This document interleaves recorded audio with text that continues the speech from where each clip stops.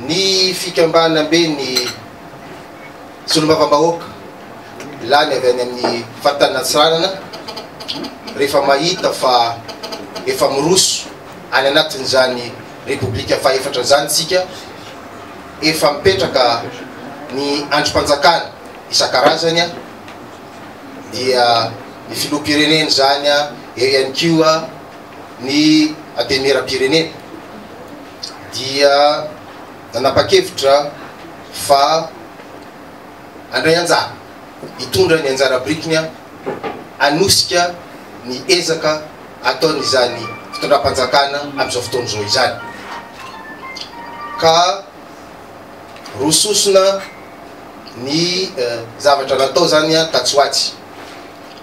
Voalohany dia nametraka rafitra iray izay fikambanana manaraka ny lalàna 790 atao hoe Northern Madagascar Board of Strategic Investment, na komity izay misahana ny fampiasam-bola stratégique.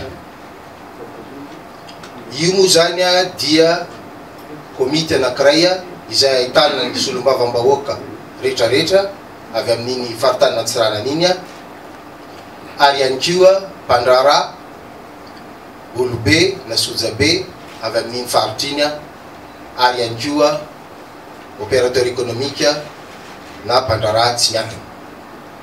Tsy ferana koa zay mety akoatr'izany.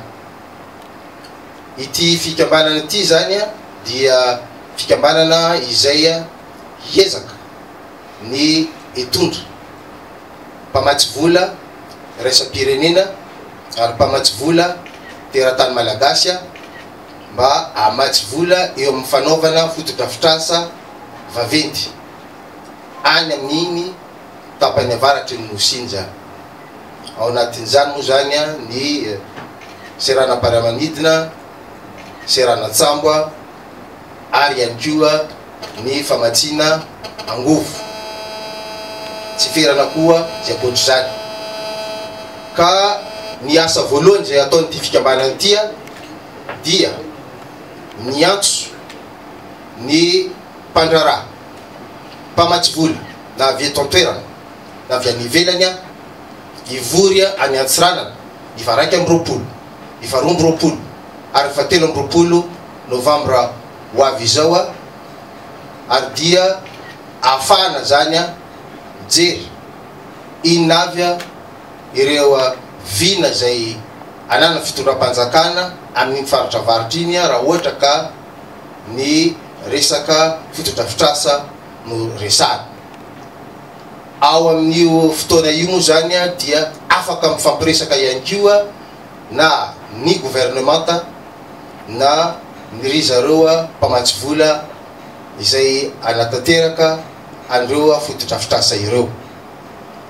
Ny aty amin'ny antenimieram-pirenena moa zany araka ny fantatrareo dia tsy mpanatanteraka fa kosa afaka mandray anjara amin'izany fampandrosoana zany satria tsy misy andrasana intsony ny vahoaka, tsy misy andrasana intsony ny firenena. Ka dia zay tompoko lahy sy tompoko vavy no teny kely izay tianay atsipya izao maraina izao. Tompotra mbiandakany tsika ka dia miroso ty tsy ampody koa tompoko lahy sy tompoko vavy. Makasitraka makatelo.